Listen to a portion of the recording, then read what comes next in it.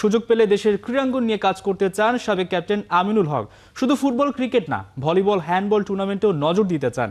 কাবা cup volleyball টুর্নামেন্টের ফাইনালে গিয়ে নিজের পরিকল্পনার কথা জানিয়েছেন আমিনুল। জাতীয় নির্বাচনে বিএনপি নির্বাচিত হতে পারলে দেশের ক্রীড়াঙ্গন নিয়ে আরও বড় পরিসরে কাজ করবেন বলে জানিয়েছেন সাবেক এই তারকা গোলকিপার। সেই সাথে ক্রীড়াবিদদের সার্বিক সহায়তা করার কথাও তুলে ধরেন তিনি। দেশের প্রত্যন্ত অঞ্চলের মেধাবী খেলোয়াড়দের পাশে দাঁড়ানো বিএনপি সে আশ্বাসও দিয়ে রেখেছেন দলটির ক্রীড়া বিষয়ক সম্পাদক আমিনুল হক। কাবা কাপে ৩-০ সেটে হেরে টুর্নামেন্ট থেকে বাদ পড়ে বাংলাদেশ। ৩-২ সেটে আফগানিস্তানকে হারিয়ে শিরোপা জিতেছে তুর্কমেনিস্তান।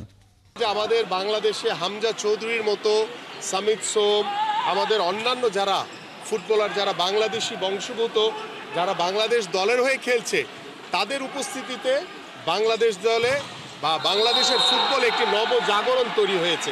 আমরা আশা করি যে এই জাগরণের মাধ্যমে আমাদের বাংলাদেশের ফুটবল সামনের দিকে আরও অনেক বেশি এগিয়ে যাবে। যে বাংলাদেশের প্রত্যন্ত অঞ্চলে অনেক প্রতিভাবান খেলোয়াড় রয়েছে, আপনাদের মাধ্যমে যদি সেই প্রতিভাবান খেলোয়াড়ের খোঁজ আমি পাই, আমি আমার দলের পক্ষ থেকে, মাননীয় ভারপ্রাপ্ত চেয়ারম্যান জনাব তারেক রহমানের পক্ষ থেকে সেই প্রতিভাবান খেলোয়াড়ের পাশে অবশ্যই দাঁড়াবো এবং কাবাডিতে যারা ভালো করেছে তাদের পাশে দাঁড়িয়ে অবশ্যই আমরা তাদেরকে আগামীতে যাতে তারা আরও ভালো কিছু অর্জন করতে পারে সেই প্রত্যাশাটা তাদের কাছে আমরা রাখতে চাই।